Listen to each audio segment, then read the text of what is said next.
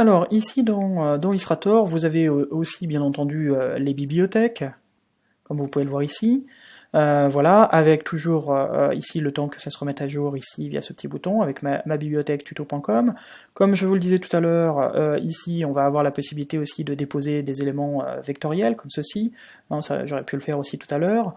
Ici, donc ça on va pouvoir partager, comme vous le voyez, les couleurs et les récupérer de l'un à l'autre. On a un panneau un peu différent ici dans Illustrator qui s'appelle non pas Adobe thème de couleur, mais thème de couleur uniquement. Vous retrouverez le même dans After Effects aussi, où là c'est un accès à vos différents thèmes de couleurs. La raison elle est assez simple ici dans Illustrator, c'est que vous avez un outil beaucoup plus puissant pour gérer les harmonies de couleurs. C'est pour moi, à ma connaissance, le plus puissant, sachant qu'il est intégré dans un logiciel de création. Je ne dis pas, attention, que Adobe Color CC est moins intéressant, il est très intéressant dans la capture d'inspiration. 5 pages de couleurs dans la capture d'inspiration est juste ce qu'il faut, il n'y a pas besoin de plus pour capturer une ambiance et des harmonies.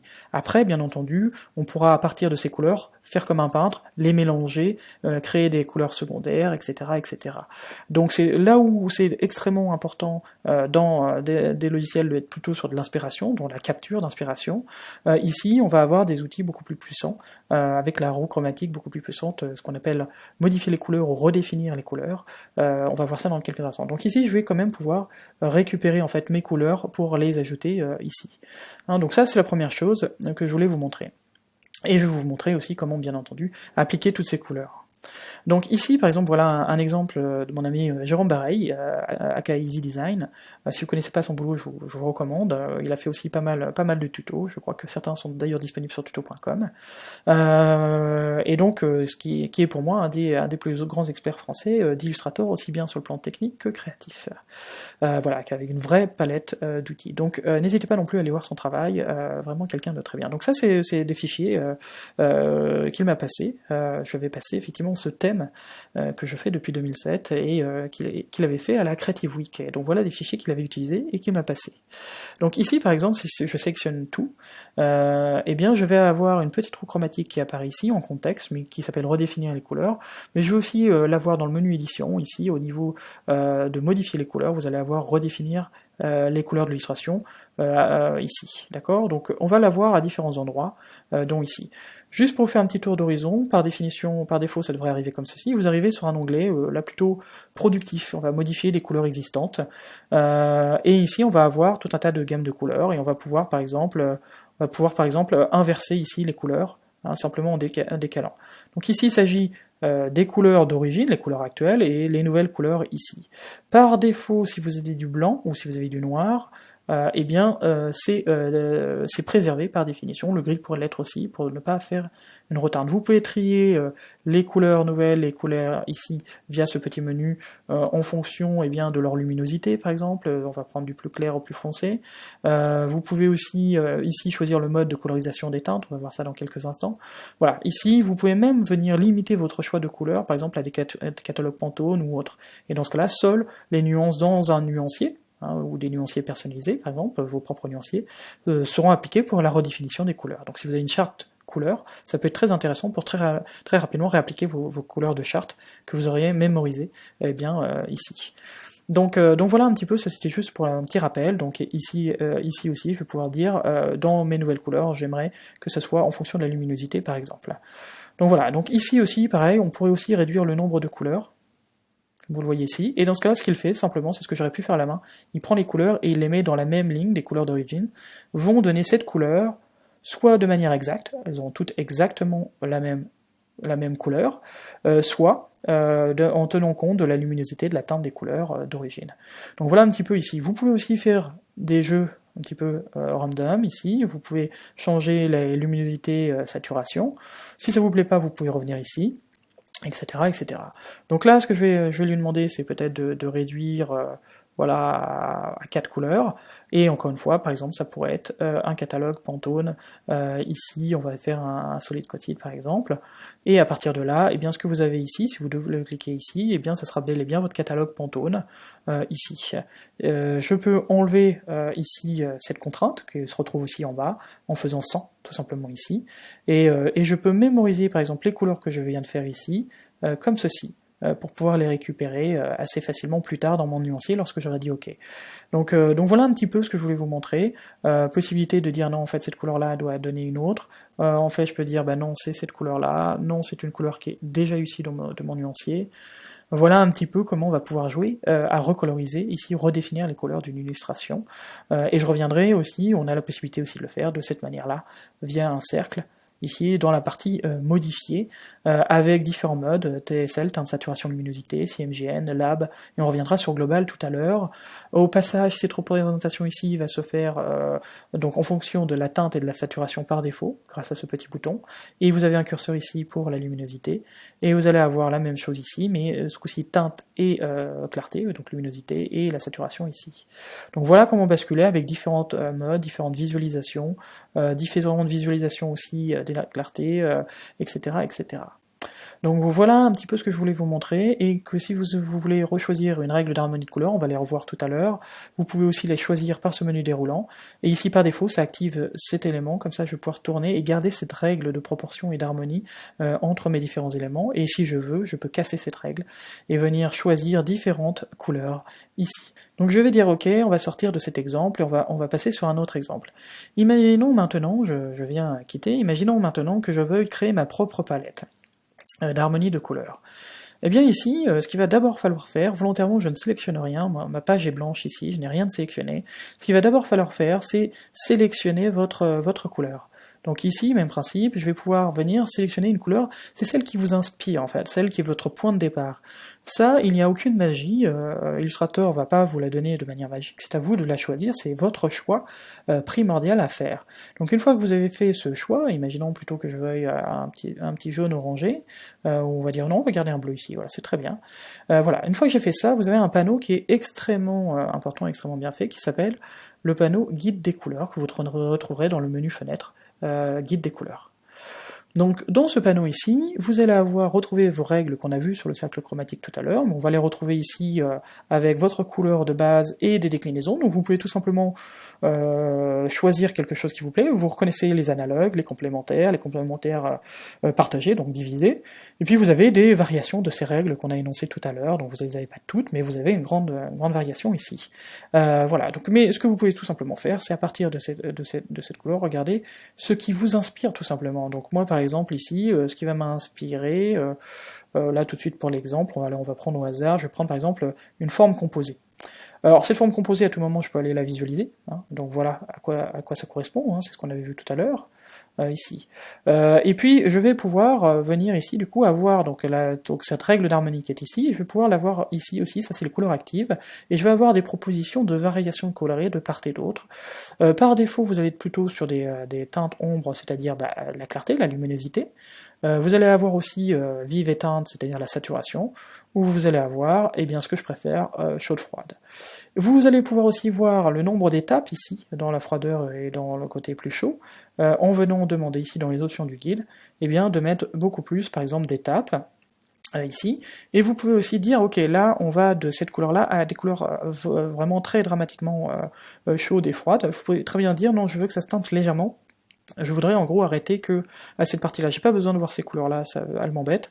Donc vous pouvez dire à quel seuil, en fait, il va s'arrêter. Donc ici, maintenant, vous avez une gamme de couleurs, que vous pouvez d'ailleurs maintenant mettre en plus grand pour plus de confort, et vous allez pouvoir choisir vos couleurs. Avec commande ou contrôle sur Mac, vous allez pouvoir faire des sélections discontinues. Donc, bien sûr, je sélectionne ma couleur d'inspiration, parce que c'était elle quand même qui m'a donné tout cet univers, et puis je vais pouvoir soit recontinuer dans la roue des couleurs ici, soit venir enregistrer une gamme de nuances ici, et maintenant vu qu'elle est sélectionnée, c'est elle qui est active ici, et je vais peut-être pouvoir encore reprendre d'autres couleurs, et ainsi de suite, et recréer encore d'autres gammes de couleurs à partir de cette première gamme. Donc vous voyez qu'ici, on va pouvoir du coup s'amuser à créer des règles d'harmonie assez facilement ici. Donc si je reviens par exemple ici, sur ces couleurs-là ou ailleurs, on va regarder une autre possibilité. Si je reviens par exemple sur la deuxième page, encore une illustration de Jérôme, il a tout fait volontairement en niveau de gris, avec des filets dégradés, avec des aplats, eh bien je vais pouvoir prendre encore une fois une de mes couleurs d'inspiration, donc ici je vais prendre par exemple un jaune orangé, voilà, je vais pouvoir retourner dans mon guide des couleurs, par exemple, ici, ou tout simplement, ici, à partir de cette couleur, je vais pouvoir aller demander, si je sélectionne tout, de redéfinir les couleurs ici. Alors, à partir peut-être de ces couleurs-là, ou de la couleur que j'avais, ou peut-être juste à partir de cette couleur-là, en ayant une règle qui m'intéresse. Donc ça, c'est ma couleur de base, et je vais prendre, par exemple, des couleurs complémentaires, allez, on va dire droite. Ici. Ou, encore une fois, je vais reprendre plutôt cette couleur-là, et reprendre ici, excusez-moi, il faut que je la redéfinisse tout simplement, voilà, donc c'est cette couleur-là qui m'intéresse. Donc vous voyez ici, hein, en double-cliquant sur la nuance, vous allez la définir comme nuance de base, et c'était plutôt ce genre d'ambiance que je cherchais. Donc même principe, hein, ici je pourrais très bien décaler un petit peu, parce que je préférerais peut-être avoir quelque chose un petit peu plus ici, je peux casser le lien, voilà, je peux revenir ici pour sélectionner des couleurs qui m'intéressent un petit peu plus, voilà, vous voyez, enrichir un petit peu comme on l'avait vu tout à l'heure, si je veux le faire à la main, et revenir sur ma règle d'attribution ici. Ici, je vais pouvoir, on l'a vu tout à l'heure, demander ici de faire comment dire, de faire un filtrage clair à foncé, et je vais demander exactement la même chose ici. À vous d'expérimenter ici, hein, bien entendu. Et on va voir que les résultats, du coup, les propositions ne sont plus les mêmes. Et on va voir ici que ce bouton va me permettre, comme on l'a vu tout à l'heure, de faire des essais, et puis peut-être, bah, là par exemple, ça me semble pas mal de m'arrêter là. Alors je vais quand même appuyer sur ce bouton-là pour vous montrer. Ici, ce que vous voyez, c'est que je suis en train de faire varier les saturations, les luminosités. Là, ça me semble pas mal, peut-être qu'il faudra que je dise OK, donc je vais mémoriser cette proposition, peut-être qu'il faudra que je dise OK, et que je revienne travailler plus tard en resélectionnant que les cornes ici. Maintenant, si je me dis, bah oui, mais par contre, le jaune que j'ai ici, là, celui-là, là, ce jaune-là, ok, qui appartient là, qui est dans les cornes, non, c'est peut-être plutôt celui-ci qui m'intéresse, voilà. C'est ce jaune-là que je veux toucher, vous voyez que vous pouvez cliquer sur la couleur de base, ou vous cliquez sur la couleur résultante, et il vous montre ici, en niveau de gris, si vous touchez bien à la bonne couleur. Moi c'est celle qui est dans les yeux qui m'intéresse, donc c'est la bonne couleur, donc maintenant je peux enlever ce filtre, et j'aimerais en fait que toutes ces couleurs jaunes ne soient pas prises en compte dans la prochaine redistribution des couleurs, ou ici, donc je peux simplement désactiver, ou dans la redistribution des couleurs que j'avais, je peux venir les travailler ici, voilà, comme on vient de le faire, je peux les exclure en fait d'une recolorisation. Là je vais dire OK, je vais dire OK aussi, il va me rajouter mes groupes de nuances, et si je reviens une nouvelle fois ici, là maintenant par exemple, si je reviens sur ces éléments-là pour essayer de trouver mes yeux, voilà, mes yeux et ma barbe, pour vous montrer, vous illustrer l'élément, j'ai décoché ce lien ici, et je vais pouvoir maintenant, en passant ici, eh bien changer toutes les couleurs, voilà, sans toucher ce jaune, mais là j'ai dû faire une bêtise, j'ai dû réactiver les éléments. Donc voilà, juste pour le principe de base, ici, où c'était simplement pas la bonne couleur que j'ai reprise ici, pour faire cette redistribution. J'ai cru que c'était la bonne, mais ça ne l'était pas. Vous voyez, c'est ce jaune-là que j'avais décoché. Donc voilà un petit peu juste pour vous montrer comment ça peut s'utiliser, comment ça peut s'appliquer. Maintenant, si je vous montre sur un autre exemple, je vais venir dans Bridge ici pour récupérer une planche. Par exemple, cet élément ici. Sachez aussi que dans Bridge, vous avez ici sur un fichier Illustrator, vous pouvez voir par défaut dans les informations toutes les couleurs contenues dans le fichier sans même l'ouvrir, ainsi que les plaques d'impression utilisées. Ça, c'est juste des petits rappels. Donc cette planche-là, qui est extraite du livre, de la deuxième édition du livre faite avec Knights, est complètement effectivement faite donc en vectoriel. Je vais zoomer un petit peu mieux sur cet élément-là, et je vais avoir la possibilité de sélectionner l'ensemble en fait ici des couleurs, de cliquer sur cette fameuse roue, et par exemple quelque chose que je trouve très intéressant quand je veux faire des essais d'ambiance, de température de couleurs, je vais venir exprès sur la roue, là vous voyez qu'il y a énormément de couleurs, j'aurais pu me prendre que les premiers plans, qu'une case, que les fonds, là c'est plus pour vous montrer quelque chose qui est assez impressionnant. Si je viens dans les corrections globales, ici c'est global par rapport à toutes les couleurs, je peux saturer toutes les couleurs, mais je vais aussi surtout et avant tout, si je reviens ici à 0, je vais pouvoir refroidir toutes ces couleurs. Donc là, j'y vais fortement, c'est juste pour vous montrer, ou les réchauffer en une seule fois ici. Donc vous voyez que finalement, ça va être extrêmement pratique d'expérimenter la couleur de cette manière avec Illustrator ici. Et je vais vous montrer des usages détournés de ça. Par exemple ici, si je reviens dans Bridge, voilà, ici c'est la planche finale qui va être qui est travaillée, une planche finale qui est travaillée dans Photoshop avec ses textures, ses ombres, ses lumières. Mais dans les phases intermédiaires, juste avant, généralement quand on a quelque chose un petit peu plus grené, ligne claire comme ceci, alors c'est pas tout à fait de la ligne claire, mais on a quelque chose de beaucoup plus cartoon. Généralement, et qu'on a des personnages récurrents, on va plutôt poser, on va pouvoir, c'est une méthode, hein, une proposition de méthode, on va plutôt poser en fait la couleur des personnages partout sur les planches et on va travailler les ambiances après. Donc si je veux travailler les ambiances, avant même d'avoir travaillé, par exemple ici, généralement on pose d'abord les ciels, parce que c'est la lumière ambiante, surtout si on a un hiver diurne, donc de jour, on va d'abord poser ces ciels, ce qui nous donnera ensuite les ambiances. Donc si on veut travailler et voir un petit peu quelles sont les ambiances qu'on pourrait faire, je pourrais très bien prendre cet état, en fait, à cet état de couleur, pour faire des essais et prendre case par case. Donc là, dans ce cas-là, c'est ce que j'ai déjà fait ici, j'ai importé pour gagner du temps dans Illustrator, voilà cette planche, je l'ai importé à 3 étapes pour gagner du temps. Ici, c'est l'image, j'ai simplement fait ouvrir, c'est pour ça que vous voyez aucune couleur dans les bibliothèques et autres, j'ai fait ouvrir. Une fois avoir fait ouvrir ici, pour gagner du temps, pour pas que ce soit trop long, vous pouvez aller dans le panneau qui s'appelle, comment dire, excusez-moi, vectorisation de l'image. Voilà, vous avez un raccourci d'ailleurs aussi, lorsque vous sélectionnez une image, vous avez un raccourci aussi ici vers les pré-réglages, mais là autant se mettre directement ici, ça a déjà été fait, et là j'avais choisi un pré-réglage qui était le pré-réglage 16 couleurs, qui correspond à ce choix, donc peu de couleurs, niveau de gris, beaucoup de couleurs, juste en noir et blanc, juste les lignes, et ici c'est des pré-réglages en fonction de ces choix, et des réglages qui sont en dessous. Donc ici j'avais pris 16 couleurs et ensuite je suis venu simplement pousser à 30. Vous pouvez décocher l'aperçu pour faire vos réglages si vous connaissez vos réglages. Il y a tout un tas d'autres éléments ici, dont par exemple ignorer le blanc qui est déjà coché. Comme ça le blanc ici des cases ne sera pas pris en compte. Et puis une fois que vous avez fait ça, donc encore une fois, donc vous allez dans ce panneau et vous faites, sur l'image vous allez sélectionner votre pré-réglage. Une fois que vous avez fait ça, eh bien pour pouvoir utiliser cette fameuse roue chromatique, si je viens ici dans édition, vous voyez que modifier les couleurs ce n'est pas possible ici parce que c'est une vectorisation dite dynamique, je peux changer les curseurs et ça refera dynamiquement les choix, en fait, réduire le nombre de couleurs par exemple. Il va falloir faire une décomposition et vous avez un bouton de raccourci juste ici. En faisant une décomposition, je l'ai déjà fait pour gagner du temps, encore une fois, parce que là il y a beaucoup de détails, voilà, vous allez récupérer l'ensemble de vos traits ici. D'accord ? Donc une fois que vous avez l'ensemble de vos traits, donc là je vais pouvoir venir ranger par exemple ici mon panneau, on va pouvoir se concentrer sur cette planche, et je vais pouvoir, eh bien, à partir donc de ce qui était une image Photoshop, et je vais retourner après dans Photoshop bien entendu, je vais pouvoir bien faire la même chose, donc si je reviens par rapport juste là à donner une température un peu différente, je vais peut-être réchauffer un petit peu l'ambiance ici, et même principe, je vais peut-être pouvoir revenir aussi sur mon ciel, en venant ici chercher mon ciel, qui doit être ici, voilà. Je vais pouvoir peut-être venir juste chercher une couleur de ciel, voilà, qui m'intéresse, ici, en venant en quitter.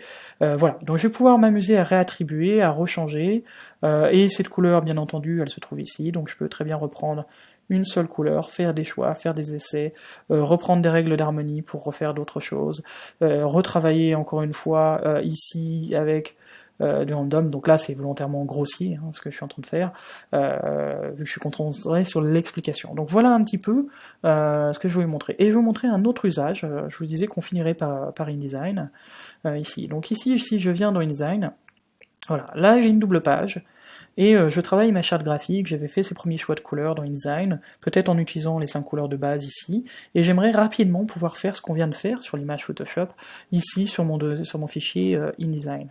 Donc ce qu'on va pouvoir faire ici c'est la charte graphique, encore une fois les images importées ne font pas partie de la charte graphique, donc là je ne vais pas chercher à vectoriser les images, d'ailleurs je vais faire simplement, pour pouvoir l'ouvrir dans Illustrator, je vais faire simplement un export PDF pour l'impression, et j'ai mémorisé un petit pré-réglage pour ne pas m'embêter à revérifier si tout est bien coché. Vous faites vos réglages et ensuite vous le mémorisez par ce bouton ici. Donc moi j'ai demandé à ce que ça soit exporté en planche, parce que là c'est une double page. J'ai demandé que la compression soit assez faible, parce que là les images sont juste là à titre d'information, mais ce qui m'intéresse c'est tout ce qui est bloc vectoriel, contour, filet, forme géométrique, texte, qui est encore du vecteur. Et puis j'ai demandé au niveau sortie de ne faire aucune conversion, parce que j'estime que les couleurs que j'avais choisies ici, par exemple si c'est en CMJN, ce qui est le cas de mon document, eh bien je désire les conserver en CMJN. Donc j'ai fait un export comme ceci. Pour gagner du temps, comme je l'ai déjà fait, on va aller venir simplement le chercher. Je le glisse, ici c'est hors de la fenêtre, excusez-moi, de visualisation, je vais le glisser dans mon Illustrator. Voilà, ici j'ai des images RVB, donc il me dit attention, est-ce que tu veux un mode CMJN? Donc j'étais dans un mode CMJN, donc je garde le mode CMJN. Voilà, et à partir de maintenant, voilà, je me retrouve bel et bien avec mes éléments vectoriels et des images importées avec des blocs d'écrêtage. Si je sélectionne tout, n'oubliez pas qu'on fait un PDF, Illustrator va vous faire ce qu'on appelle un groupe d'écrêtage ici. Donc si vous voulez avoir accès au contenu facilement, ici vous cliquez sur modifier le contenu, et là votre petit trou va apparaître, donc c'est normal si elle n'était pas là. Donc si je vais ici maintenant, vous avez compris ce qui va se passer. Je vais pouvoir gérer avec les couleurs, donc là il y a des petites variations, si je veux me simplifier le travail, je peux venir mettre ces deux couleurs là ensemble, et ainsi de suite, ou je pourrais les garder volontairement au début, et je vais pouvoir, comme on l'a vu tout à l'heure peut-être, faire des variations de luminosité, de couleurs, des changements entre les couleurs qui sont ici, ou je vais pouvoir peut-être reprendre des règles d'harmonie, par exemple ici, et puis je vais peut-être revenir ici, je vais peut-être travailler, je vais peut-être enlever tout ceci, et vous voyez qu'il va être extrêmement pratique et très rapide de faire des essais, d'en mémoriser des gammes de couleurs, ici, voilà, et puis voilà comment je vais pouvoir venir tout simplement échanger ces couleurs. Donc je dis OK, et maintenant j'ai ces couleurs, soit je les exporte en ASE à l'ancienne pour pouvoir les réimporter dans Photoshop et dans Illustrator, soit je vais utiliser mes bibliothèques pour pouvoir mémoriser ces différentes couleurs et les faire passer d'un logiciel à un autre, ou voire même, si je reprends le cas par exemple ici de Photoshop, il y a des fois c'est tout simplement en faisant sélectionner, copier. Il peut aussi parfois être beaucoup plus rapide de venir ici, alors imaginons que ça soit la même planche, je viens coller cet élément en objet dynamique, là ça va prendre un petit peu de temps ici, et je vais m'en servir ici comme référence pour, avec ma pipette, récupérer des couleurs et venir peindre avec, par exemple, ici, si j'étais sur le bon calque. Donc je pourrais faire exactement la même chose aussi, donc dans InDesign, pour avoir juste ce nouveau PDF comme référence, et utiliser ce qu'on a vu tout à l'heure, les thèmes, l'outil thème de couleur, pour récupérer en fait les informations de ce PDF que j'aurais importé. Voilà différentes manières, plus ou moins intuitives, de venir gérer ces couleurs entre ces différents éléments.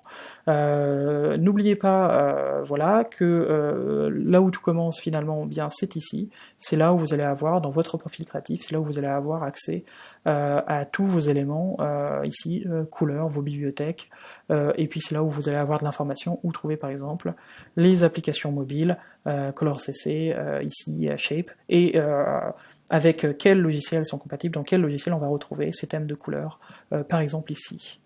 Voilà, j'espère que ça vous a plu, et puis je vous dis à bientôt pour d'autres tutos.